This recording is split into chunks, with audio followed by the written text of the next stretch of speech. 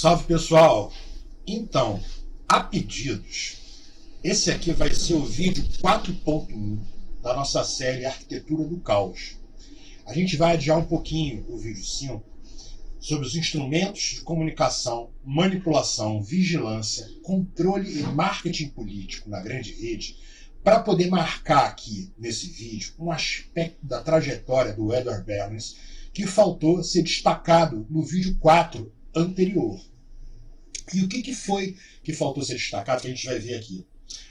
O Bernays, ele não foi exatamente um estrategista das comunicações voltadas para empresas, comércio, consumo, que na década de 50 aceitou um trabalho para orquestrar mediaticamente um golpe de Estado a serviço das forças estadunidenses. É o contrário, o caminho foi outro, inverso.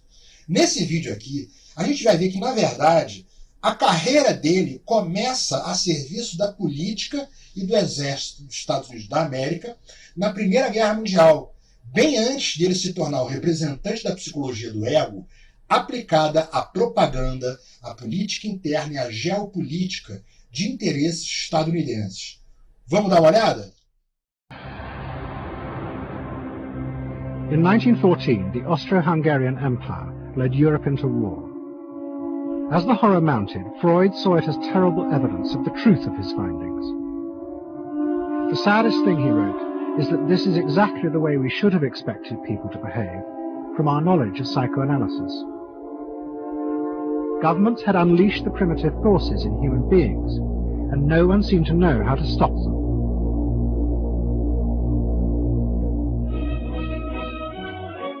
At that time, Freud's young nephew, Edward Bernays, was working as a press agent in America. His main client was the world-famous opera singer Caruso, who was touring the United States.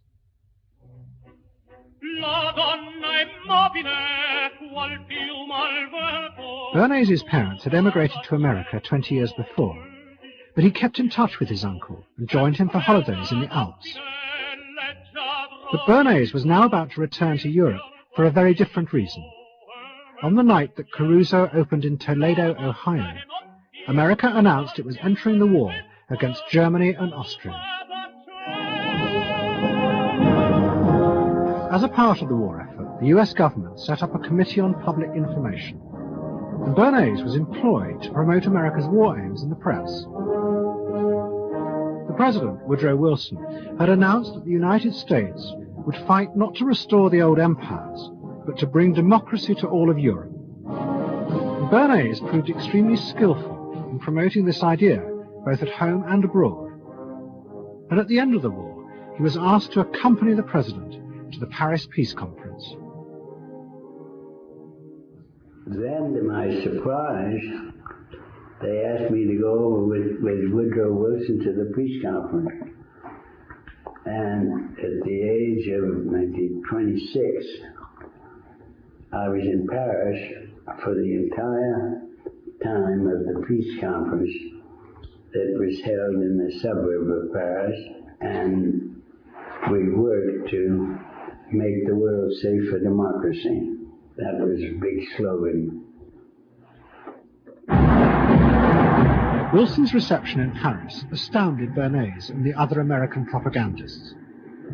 Their propaganda had portrayed Wilson as a liberator of the people, a man who would create a new world in which the individual would be free.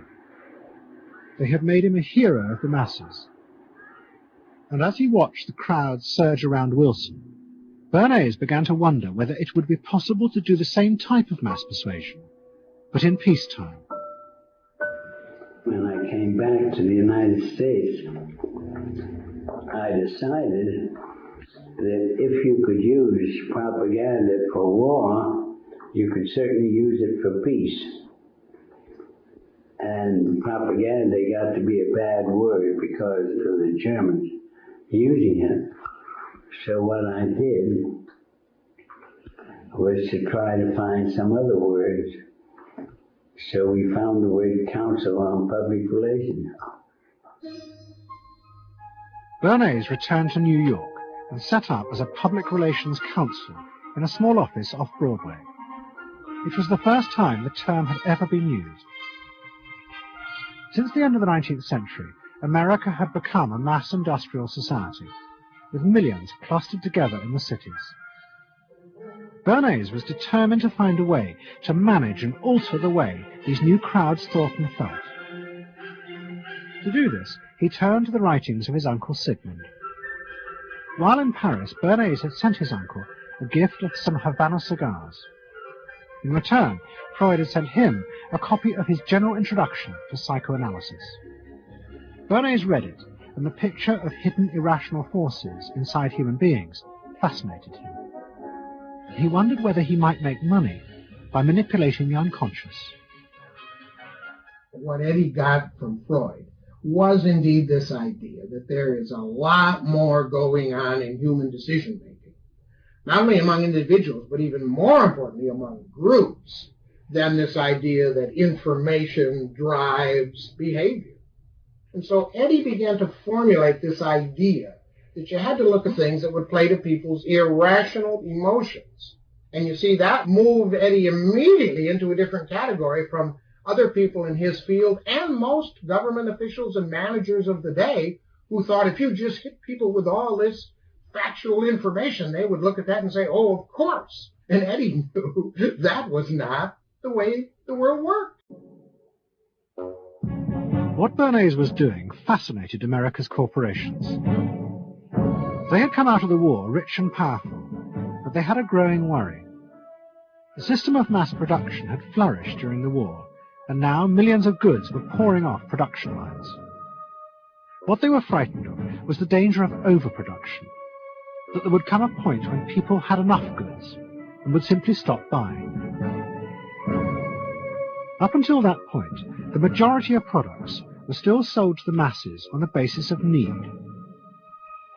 While the rich had long been used to luxury goods, for the millions of working-class Americans, most products were still advertised as necessities. Goods like shoes, stockings, even cars were promoted in functional terms for their durability. The aim of the advertisements was simply to show people the product's practical virtues, nothing more.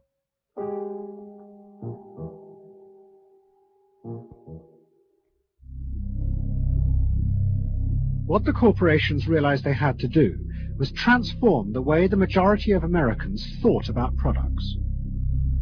One leading Wall Street banker, Paul Mazur of Lehman Brothers, was clear about what was necessary.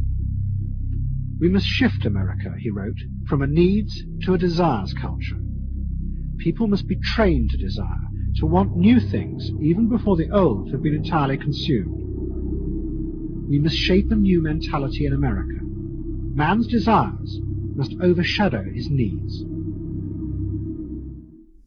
Então, pessoal, essas duas sequências que a gente viu, elas se encontram bem no início do documentário Século do Ego, do Adam Curtis, né?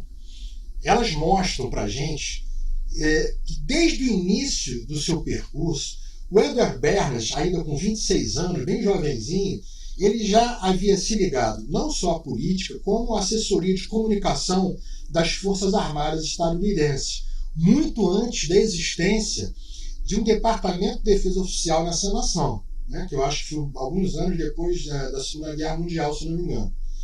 Enfim, ele construiu seus métodos de fabricação de consentimento, de engenharia de consenso. O Bernays adaptou noções da psicanálise freudiana, já no contexto de uma certa deturpação empreendida pela prima dele, Ana Freud, a filha do Freud, cujas ideias nos Estados Unidos da América foram aplicadas em programas públicos de abordagem psicológica no início do século, que visavam reforçar os egos das pessoas para bem adaptá-las às normas sociais, para adequá-las. Essa era uma ideia da Ana Freud.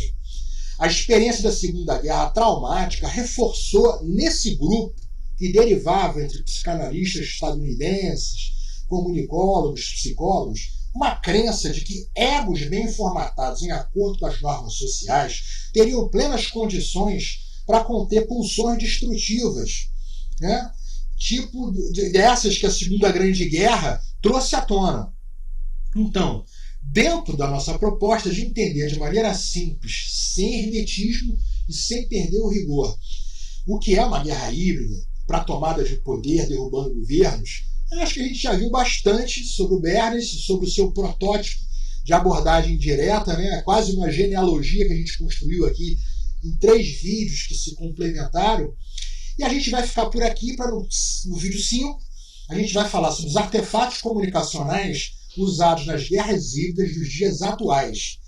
Essas que desenrolam também na superfície e nos dutos da internet. Até lá, então.